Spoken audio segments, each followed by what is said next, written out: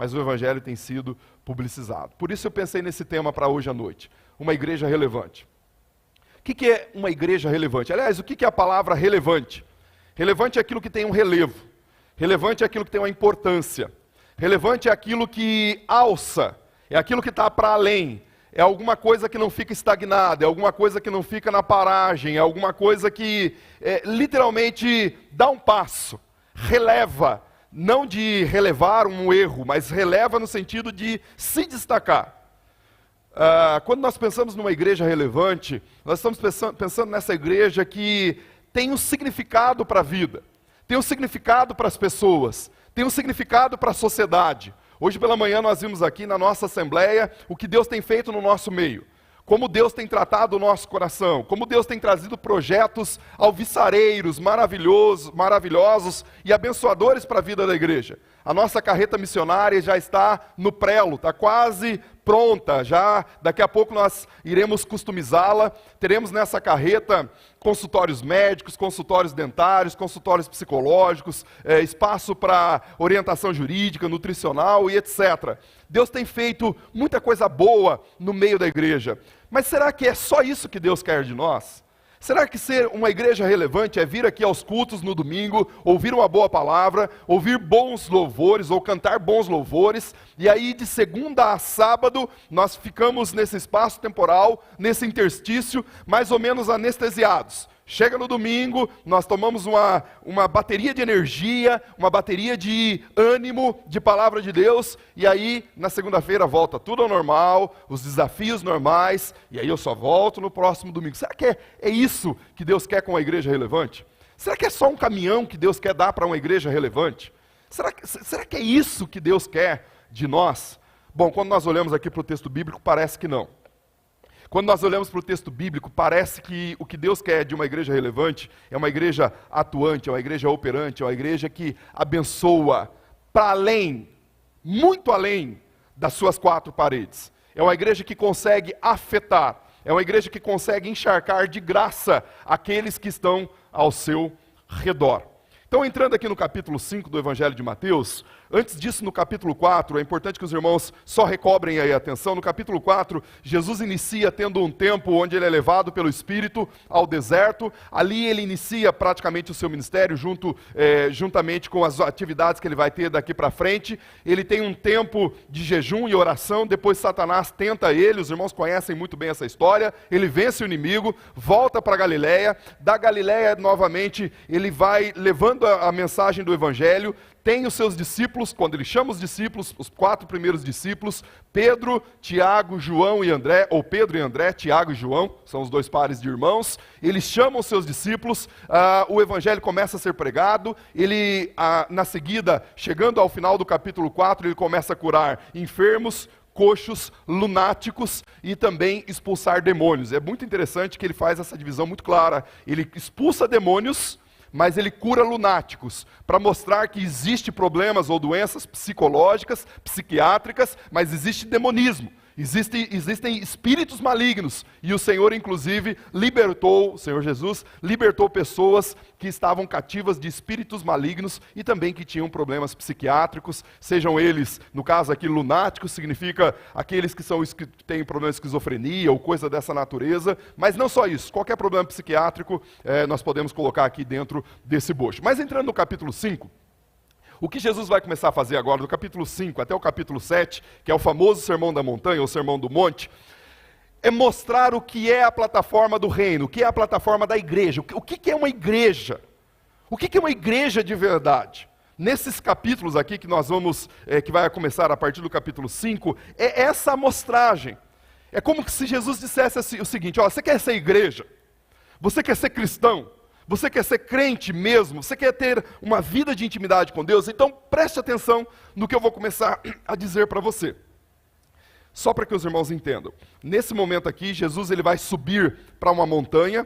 Nessa montanha, perto ali do lago de Genezaré, o rio de Tiberíades. E essa montanha não é uma montanha tão alta, mas é uma montanha que forma um anfiteatro. Então ele sobe no topo dela e depois ele vai começar a discursar para uma multidão essa mesma multidão do capítulo 4, que ele está curando, etc. E ele vai começar a discursar dessa montanha. Só para os irmãos entenderem, imagine assim, uma grande multidão, Jesus discursando no alto da montanha, numa espécie de anfiteatro. Então, à medida que Jesus falava, o vento levava a sua voz e toda a multidão podia ouvir. E muito embora, nos primeiros versículos aqui, nós vamos perceber que Jesus começa a ensinar os seus discípulos, mas ele vai falar para toda a multidão a partir aí do capítulo 5, ok? Então, o versículo 13 em diante é o nosso alvo, mas preste atenção nos itens que Jesus coloca a partir do versículo 1 para a igreja, porque ele está falando para mim e para você, meus irmãos.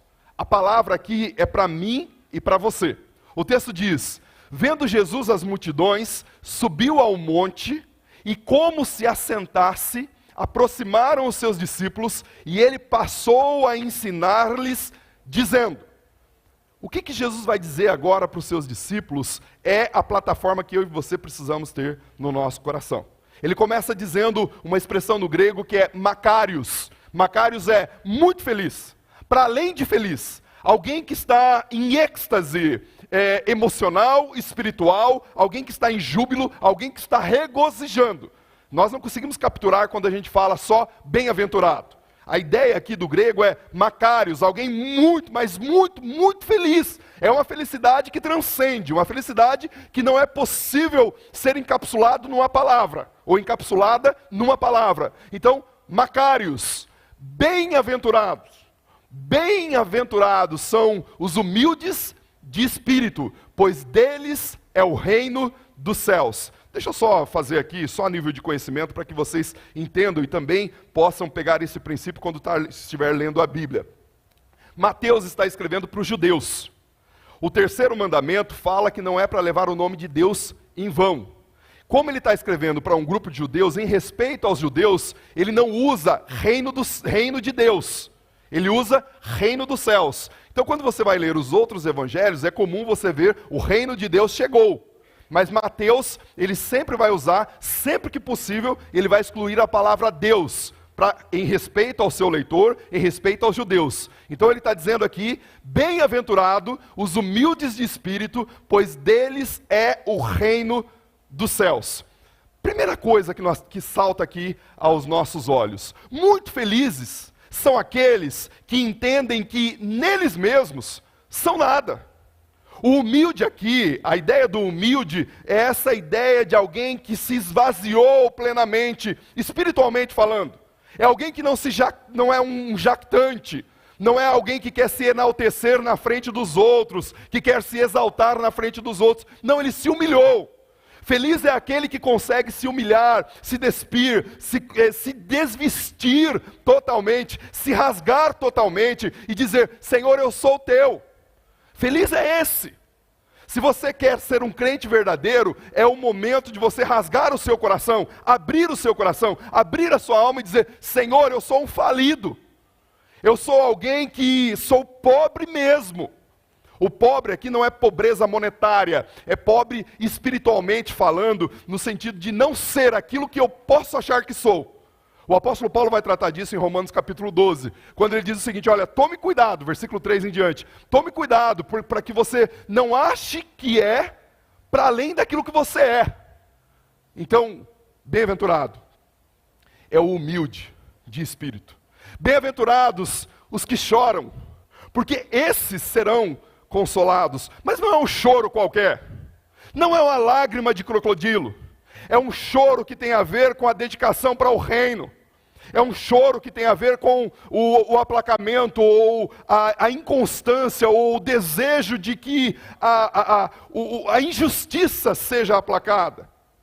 É um choro que tem a ver também com a injustiça que eu mesmo pratico, é um choro que tem a ver com o meu próprio pecado.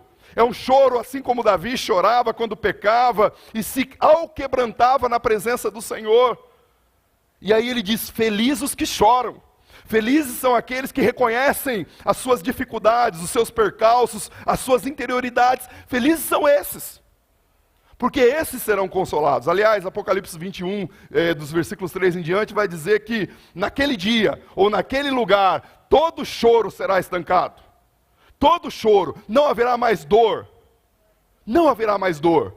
Então, nesse momento aqui, Jesus diz, feliz é esse que entendeu que o seu pecado, o seu choro pelo pecado, o choro pela inconstância, o choro pela injustiça é algo que deve agasalhar o seu coração. Não é chorar por chorar, mas é chorar quando tem algo que de fato te distancia do Senhor. E ele continua, bem-aventurados são os mansos, pois esses herdarão a terra.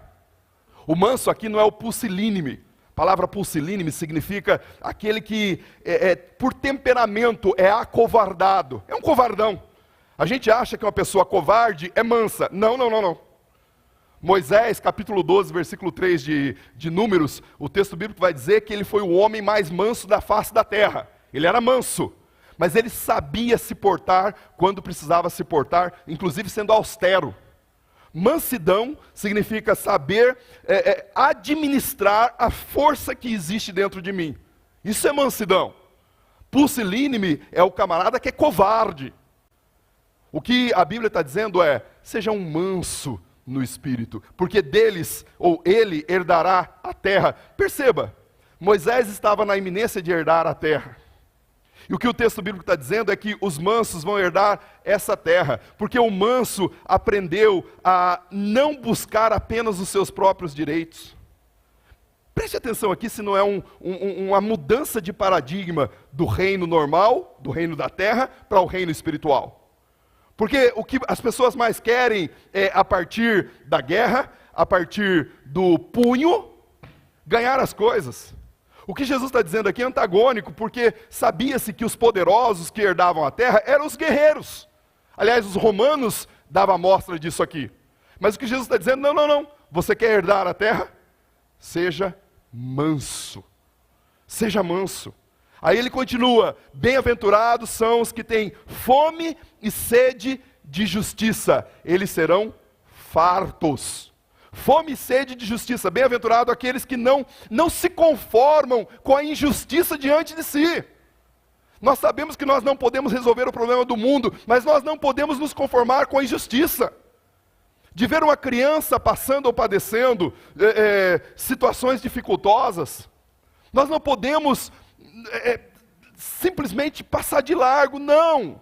E aí Jesus diz, bem-aventurado são esses que têm fome e sede de justiça. Você tem fome e sede de justiça? Essa é a plataforma do reino. Fome e sede de justiça. Eu busco a justiça não porque eu quero uma justiça por mim ou para mim. Eu quero a justiça do reino. Eu quero que Jesus, que Deus, aplique a sua justiça. É diferente da minha justiça. Porque a minha justiça, a régua ou o sarrafo é meu. Inclusive, conversava com alguém recentemente, que a gente quer fazer justiça, a gente vê as coisas, quer fazer a justiça, mas a nossa justiça, via de regra, é injustiça.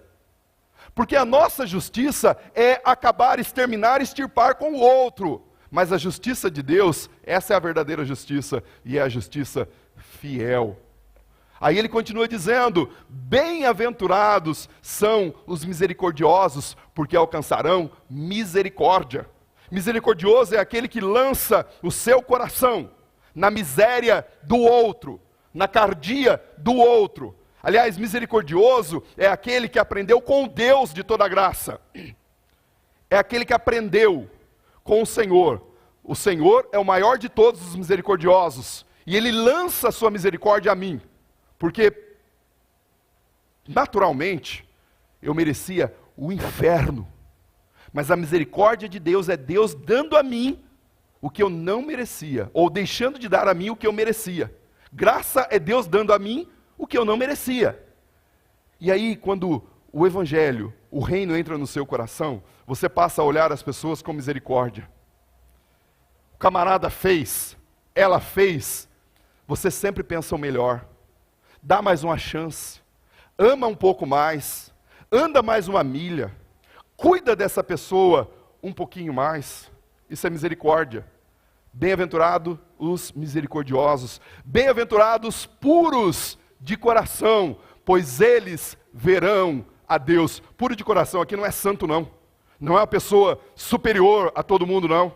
A ideia aqui é puro de coração, é aquele que consegue purificar, alterar, tratar o seu coração na presença do Senhor. Salmo 24, versículo 4. É esse que vai subir no monte do Senhor, é esse que vai ver a face do Senhor. Aliás, Moisés pediu para ver a face de Deus e não logrou êxito. Mas ele está dizendo aqui que bem-aventurado é aquele que é limpo de coração, porque esse sim verá o Senhor. Bem-aventurados são os pacificadores, porque esses herdarão a terra. Os pacificadores, pacificadores serão chamados filhos de Deus. Preste atenção, se nós muitas vezes não agimos antagônicos a isso. Diante de uma peleja, diante de uma situação, muitos de nós, ao invés de aplacarmos, nós chegamos e tacamos combustível na fogueira. Ele está dizendo aqui que aquele que faz parte de uma igreja relevante, aquele que faz parte de um processo de crescimento, é aquele que consegue olhar para o reino e ser pacificador. Ser alguém amoroso, ser alguém que cuida. Bem-aventurado é aquele que sofre pela justiça, porque deles é o reino dos céus. Bem-aventurado é quando você está sofrendo pela justiça, pelo Senhor. Perceba que quando nós estamos falando bem-aventurado, é muito feliz, muito alegre, mas o cara está sofrendo. O cara está sendo vilipendiado, e a Bíblia está dizendo, feliz é você. Olha só a alteração do reino, porque a gente entende que muito feliz é aquele que está vivendo o céu de brigadeiros. Está singrando os mares de águas tranquilas. Mas o texto está dizendo ao contrário. Bem-aventurado é aquele que sofre perseguição por causa da justiça. E aí agora ele olha para os discípulos e diz assim, bem-aventurados sois vós, porque quando por minha causa forem usurpados, sofrerem injúrias e com toda mentira falarem tudo de mal contra vocês. Aí ele termina no versículo 12 dizendo, exultem e regozijem-se, pois grande é o vosso galardão nos céus, pois fizeram isso com os profetas que viveram antes de vocês. Então aqui Jesus dá um quadro que é equivalente ao que ele vai fazer no capítulo 6, do versículo 5 em diante, quando ele está ensinando a oração do Pai Nosso. A oração do Pai Nosso não é para ser uma reza. A oração do Pai Nosso é para a gente capturar os princípios dessa oração e aplicar no nosso coração. A mesma coisa aqui. Quando Jesus está dizendo dessas bem-aventuranças aqui, não é para ser algo estático, não. É para que nós peguemos e capturemos os aplicativos e os princípios e apliquemos no nosso coração. Como crentes no Senhor Jesus e como igreja. Então queremos ser uma igreja de fato pujante, uma igreja relevante, uma igreja que ama, uma igreja que cuida, uma igreja que expande, uma igreja que vai para além dessas quatro paredes, uma igreja que as quatro paredes não podem conter, uma igreja que é algo sobressalente. Olhe para essas configurações aqui. E aí agora Jesus olha para os seus discípulos e vai olhar para a primeira igreja batista em Foz do Iguaçu e vai dizer no versículo 13, vós sois o sal da terra. Se o sal se tornar insípido, como poderá recobrar o seu sabor? Para nada mais presta, senão para ser jogado e pisado pelos homens. Vós sois a luz do mundo. Não se pode esconder uma cidade que foi edificada sobre a montanha. E não se acende uma candeia e coloca debaixo de um alqueire. Antes coloca no velador para que toda a casa seja alumiada por ele. Assim, brilhe a luz de vocês, para que os homens vejam as tuas boas obras e glorifiquem o Rafael. É isso que o texto bíblico está dizendo aí, que você está... Glorifique a Deus, o Pai que está nos céus. Preste atenção aqui. Você é a luz, não é para que as pessoas olhem para você e glorifiquem você. É para que essa luz aponte para o Senhor. E aí agora, especificamente entrando nesses 4 versículos que nós vamos olhar agora, preste atenção como é esse chamamento para nós. Ele está dizendo que eu e você somos o sal dessa terra. O sal era um tempero, sei lá se é tempero, condimento, o que é, os culinários aí de plantão vai dizer melhor, mas o sal no Antigo Testamento e no Novo Testamento tem um papel preponderante, fundamental. O sal era aquilo que ajudava a conter a corrupção, Lembrando que naquela época não tinha geladeira. Hoje você nasce com geladeira, coisa linda. Quando eu nasci não tinha geladeira em casa. Até uma boa parte da minha vida não tinha geladeira em casa. Então, para gelar as coisas não era fácil. Mas hoje nós temos geladeira e é muito fácil. Mas naquele contexto, o sal servia para conter a corrupção dos alimentos. Para os alimentos não apodrecer. Também o sal, é da onde vem a palavra salário, você sabe bem disso. O sal era uma moeda de troca, então a pessoa trabalhava, no final do dia ela recebia o salário, uma quantidade de sal, para que ele pudesse levar para casa e ter aquela moeda de troca e também usar para a sua família. O sal também era um elemento curativo. Muitas vezes usava o sal para poder curar algum ferimento, ardia e tal, mas era coisa boa. Você vai lembrar disso. Eu, por exemplo, de vez em quando eu levava uma pisa. Essa expressão acho que nem usa mais, né? Mas uma pisa da minha mãe, com o fio do ferro de passar, né? E aí ficava aqueles vergão, sabe os vergão nas costas, às vezes na cara também, mas o vergão. Se fosse hoje, coitada, eu acho que o conselho tutelar ia mandar prender ela. Mas eu tô deturando a minha mãe aqui, coitada. Mas foi benção, foi benção. Não faça isso com seu filho não, mas para mim foi bom. Mas aí quando o negócio estava feio, sabe o que ela fazia? Ela chamava uma salmoura. Os mais velhos sabem o que é isso, né? Salmoura, pegava uma bacia, que era uma bacia de alumínio, enchia de água, tacava sal e colocava eu de costa lá para dar uma amenizada no negócio, que era para curar as feridas, né? Então, levava uma pisa e ia para a salmoura. Só para contextualizar, para os irmãos entenderem o que é o sal. Quando Jesus usa essa ilustração, ele está querendo mostrar para mim e para você que nós temos papel preponderante no contexto onde nós vivemos. Só que existe um problema sério. O problema é que o sal, ele era extraído, nesse contexto aqui que Jesus está dizendo, lá do Mar Morto, e esse sal, ele vinha com algumas propriedades limitadas.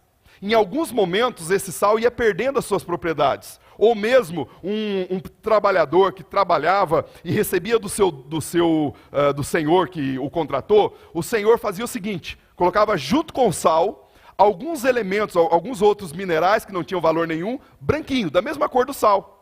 E aí ele levava para casa. O problema é que o tempo ia passando e aquele sal que foi falsificado, não era sal de verdade, ele ia perdendo o seu sabor. E o que eles faziam? Não tem mais sabor esse sal, eles lançavam no chão. Porque naquele contexto a gente olha para Israel e pensa só que é deserto, né? Calor intenso. Mas existia uma época do ano que nevava em Israel, ou ainda neva em Israel. Então, em países que neva é muito comum pegar o sal, jogar nas escadarias, etc., para evitar acidentes e coisas dessa natureza. Então é isso que Jesus está dizendo. O fato é, o sal é importantíssimo. O sal contém a corrupção. E a igreja é essa que contém a corrupção do mundo. Meus irmãos, se Deus tirasse a igreja hoje desse mundo, o mundo não se sustentaria. Quem contém a corrupção do mundo é a igreja do Senhor Jesus. É a igreja que contém. Nós somos falhos, somos limitados, às vezes pecamos e erramos, mas é a igreja. A igreja é o sinal histórico do reino de Deus. Aliás, desde o nascedouro da igreja nós vivemos isso. A igreja esteve presente nas maiores revoluções da história. A igreja esteve presente na liberação dos escravos. A igreja esteve presente na dignidade humana para a pessoa feminina, porque até a época de Jesus, a mulher não tinha valor nenhum. Ela nascia, era propriedade do pai, casava, era propriedade do marido. O marido fazia com ela o que queria. As crianças não tinham valor nenhum, foi a igreja, foi o cristianismo que atribuiu valor a essas situações. As universidades foram criadas pelos cristãos, as maiores, aliás, as 12 maiores universidades mais famosas do mundo, ainda hoje, são universidades que foram criadas por cristãos. Desde Harvard, depois o MIT, depois o Cambridge, enfim, 12 das maiores universidades do mundo, ainda hoje, têm origem cristã. Os cristãos fizeram e fazem a história. O problema é que muitas vezes nós nos acovardamos. Muitas vezes nós deixamos de sermos relevantes porque nós vamos dando passos para trás e é hora de avançar.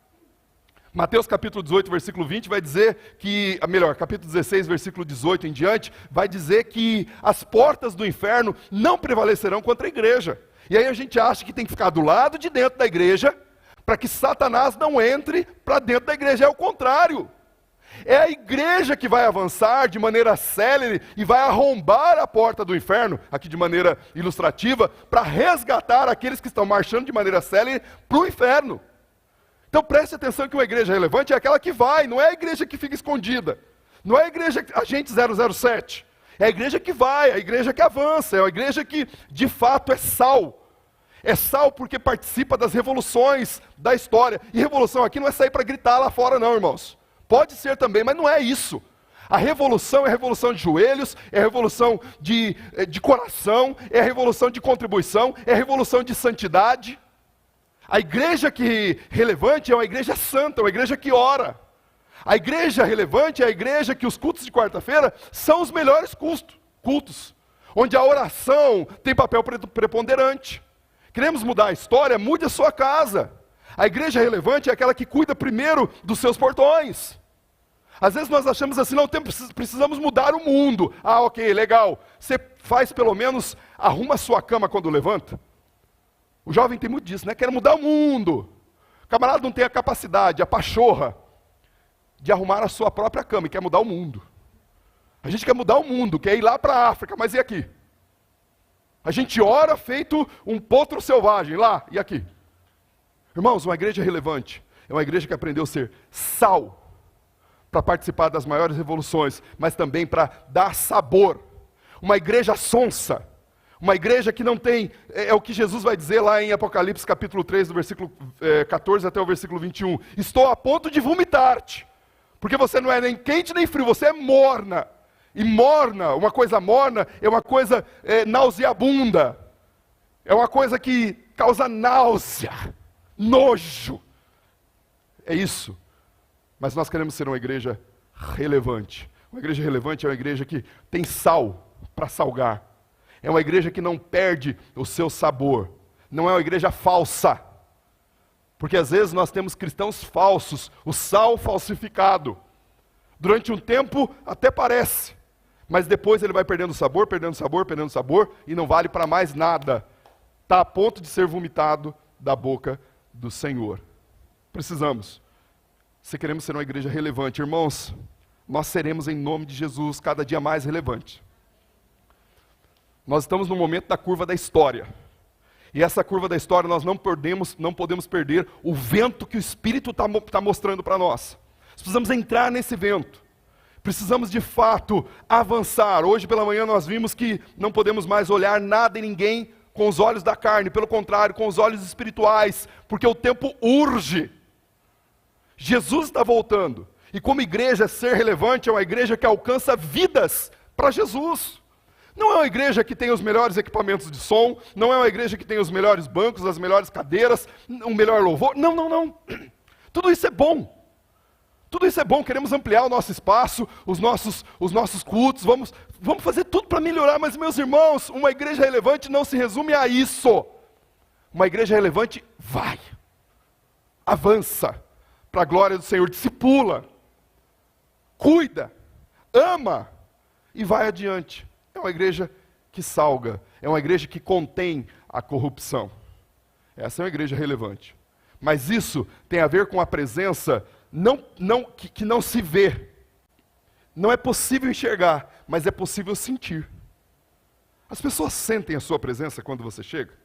Você exala cheiro de vida ou é cheiro de morte? Onde você chega, o bom perfume de Cristo chega junto? Lá no seu trabalho?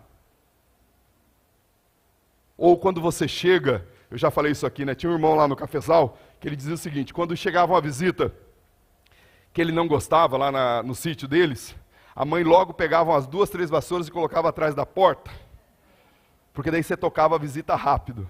Eu sei, quem deu risada aqui é dessa época que sabe o que significa isso aqui. Era simpatia para tocar o camarada que é chato, é um crente chato. Quando você chega, você está parecendo esse aí? Ou quando você chega, as pessoas têm prazer de estar perto de você? Meu irmão, precisamos ser essa igreja. Segundo, e caminhando para o final, Jesus vai dizer que nós somos a luz do mundo. A luz do mundo. A luz alumia, ilumina, dá clareza. Aliás, o símbolo da luz em toda a Bíblia, e ainda hoje, é símbolo da verdade. Como luz, Nós somos a presença visível. Meu irmão, onde você chega precisa alumiar. Cristo precisa ser visto. Não é possível que eu diga que sou um cristão e onde eu chego as pessoas não vejam Cristo. Como pode? Não, quando eu chego as pessoas precisam ver que existe um cristão, existe um servo de Deus e a luz chegou. Entrei, a luz chegou. A bênção de Deus chegou. É essa a igreja relevante que nós esperamos ser. Existe uma ilustração não é algo real, mas aqui a nível de ilustração, a lua, ela tem uma luz linda, lua cheia, linda, maravilhosa, né? Mas a lua não tem luz própria. A luz que a lua recebe é a luz do sol. E essa luz, ela publiciza. Ela manda para nós e ela fica linda, maravilhosa, mas ela não é luz própria. O que Jesus está dizendo aqui não é que nós somos como Ele. Capítulo 8, versículo 12 de João, ele vai dizer, eu sou a luz do mundo. Jesus é a luz do mundo. Ele é o equivalente a esse sol. Nós somos a luz do mundo equivalente a essa lua. Porque nós expelimos ou expandimos a luz de Deus, de Jesus, não é sua. Por isso o apóstolo, aliás, Jesus Cristo está dizendo, para que os homens vejam as suas boas obras e glorifiquem a luz suprema. Glorifiquem a Deus o Pai. A luz é Ele. Você é um portador dessa luz, mas você não tem luz per si. A luz não é sua, a luz é dele. E Ele está dizendo, quando você tem essa luz, as suas boas obras, elas são vistas. E olha só que interessante. O apóstolo Paulo em Efésios capítulo 2, versículo 8 até o versículo 10, ele diz, pela graça sois salvos, mediante a fé, isto não vem de vós, é dom de Deus, não vem das obras, para que ninguém se glorie. Vocês, ele vai dizer o apóstolo Paulo, são feituras. A palavra no grego é poema de Deus. É como se Deus estivesse escrevendo um poema quando criou você. E aí ele diz, vocês foram feitos para boas obras. Salvação não é pelas obras, mas o salvo faz boas obras, realiza boas obras. As pessoas têm visto as boas obras que você realiza através da sua vida? A luz que você expande tem a ver com as boas obras que tá aí dentro do seu coração. E boas obras, meus irmãos, deixa eu só explicar aqui. Boas obras não tem a ver com entregar donativos. Também. Mas não tem a ver com entregar donativos. Entregar uma cesta básica. Não, boas obras não é isso. Boas obras é a obra do Espírito que habita em mim, o fruto do Espírito que habita em mim, sendo publicizado, sendo expandido. E aí, tudo que vem como consequência são boas obras. Obras de Deus, manifesta pelo fruto do Espírito que habita em mim. Eu e você, temos feito isso? Para sermos uma igreja relevante, nós precisamos olhar esses primeiros 12 versículos do capítulo 5 e avaliar um por um. Somos pobres em espírito, ou pobres de espírito mesmo? Ou somos jactantes ao ponto de achar que podemos por nós mesmos? Nós choramos diante do pecado, diante da injustiça, diante do vitupério, diante de alguém sendo detratado, ou diante do nosso próprio pecado particular, choramos. Eu sou compadecido disso de verdade. Eu sou manso, ao ponto de saber abrir mão daquilo que é o meu próprio direito, que isso é muito difícil, irmãos. Abrir mão do direito é muito difícil. Eu sou manso a esse ponto. Eu sou misericordioso ao ponto de ver alguém sofrendo e lançar mão, ou lançar o meu coração, a minha cardia naquela miséria do sofrimento alheio. Eu sou isso. Eu sou um pacificador, ou quando tem um problema eu venho para tacar gasolina mesmo. Eu conheço alguns assim, aqui na igreja, graças a Deus, não tem nenhum assim, viu? Não tem. Mas sabe, aparece um problema, ao invés da pessoa vir e pacificar, ela quer arranjar mais problemas. Meu irmão, em nome de Jesus, seja você um pacificador. Aliás, você é um embaixador da reconciliação. Aprendemos hoje pela manhã, capítulo 5, versículo 19, de 2 aos Coríntios. Somos embaixadores da mensagem da reconciliação. Você tem sofrido pela causa do Evangelho? Meu irmão, nós precisamos voltar a essas essências. Eu tenho sonhado com essa igreja relevante. Eu tenho sonhado com a igreja que avança, com a igreja que não permanece estática, com a igreja que chega nos presídios, chega nas escolas, chega nas comunidades, chega nas universidades, chega nos condomínios de alta classe, chega em todos os lugares com uma mensagem. A mensagem é: Cristo habita em mim, eu sou essa luz. Nós precisamos ser essa igreja, meu irmão. Você mora num condomínio, sei lá, tem 1000 famílias morando lá. Acho que exagerei um pouco, né? Mas sei lá, 300 famílias morando lá nesse condomínio. Não é possível que as pessoas não saibam que você é crente. Quando tiver um endemoniado lá, tem que bater na sua porta, meu irmão. Não liga para o pastor Rafael, pastor Judson não, pastor Antônio Alberto. Bate na sua porta, vai expulsar o demônio em nome de Jesus. Naquele condomínio, as pessoas têm que procurar você para saber o que é ser um bom marido. Não um potro, ou, aliás, um quadrúpede. Né? Tem uns maridos aí que parecem um quadrúpede. Eu costumo dizer aqui, na igreja, ou em ambientes assim, no dia do jantar dos namorados, que o pastor Judson, procura o pastor Judson e a irmã Anne aí, vai ter um jantar dia 9 de junho, vai ser uma bênção, mas naquele dia lá o camarada parece um gentleman, né? Abre a porta do carro, para a irmã ou para outras mulheres ele: bom dia, minha irmã. Boa noite, minha irmã. Você, está tudo bem contigo? Mas com a mulher ele é um quadrúpede. A ideia aqui é que essa igreja relevante que começa com você não é igreja, você é corpo. Você faz parte do corpo de Cristo. Nós, como o corpo junto, somos igreja. Mas a partir de você que é corpo, você precisa ensinar o que é ser um bom marido. As pessoas precisam procurar você, irmã, para saber o que é uma boa esposa. Aquela mulher que era mexeriqueira, fofoqueira, mentirosa,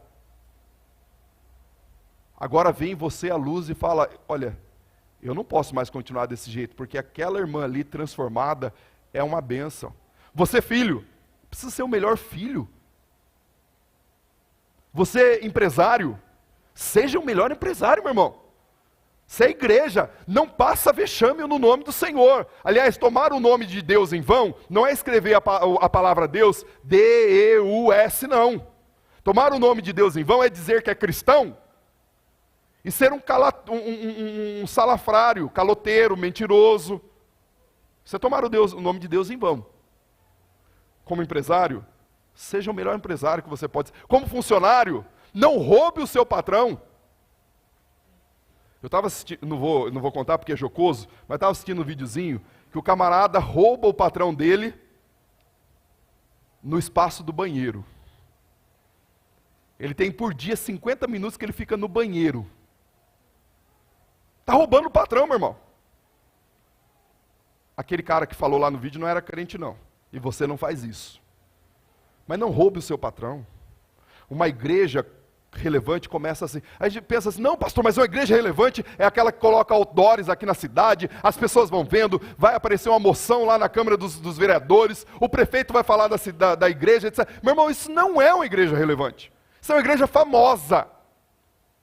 Mas a fama é fugaz, é passageira, é efêmera. Nós queremos ser uma igreja relevante, que permanece. Por isso nós começamos em casa. Tarefa de casa. Sermos os melhores em casa. No nosso trabalho, na nossa universidade, por onde nós passarmos. É aqui. Para que impactemos acolá. Se não for aqui, nós não impactaremos acolá. Eu quero convocar você hoje à noite a fazer parte dessa igreja relevante. Dessa igreja que avança, mas não avança no seu nome, avança no nome do Senhor dos Exércitos, em nome de Jesus Cristo. Amém? Você pode se colocar em pé? Eu quero orar com você.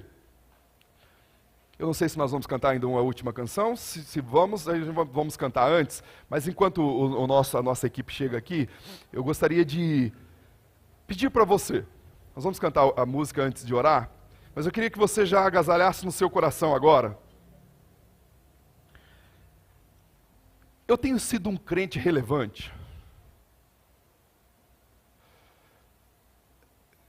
Eu tenho impactado onde eu passo. Veja só, nós estamos falando do caminhão aqui porque é algo que Deus tem dado para nós, é uma bênção. Mas não é só o projeto do caminhão, não. Não é só o projeto do judô, falar do jiu-jitsu, aliás, do judô para quem faz jiu-jitsu, né? Os dois são bons. Mas não é só o projeto do jiu-jitsu, não é só o projeto da cadeia, não é só o projeto da escola. Meu irmão, começa onde eu estou. Eu quero desafiar você. Nós vamos cantar essa última canção e depois vamos finalizar orando, mas eu quero desafiar você a olhar para o seu coração. Eu tenho sido um crente relevante. Porque se eu quero formar uma igreja relevante, eu preciso ser um crente relevante. Porque se eu sou um crente apenas domingueiro, eu nunca serei relevante. Eu serei mais um no meio da multidão. Mas se eu quero ser relevante, eu preciso olhar para o meu coração. Tenho sido sal, luz, tenho agasalhado as bem-aventuranças. Assim seremos essa igreja, para a honra e a glória do Senhor. Vamos cantar.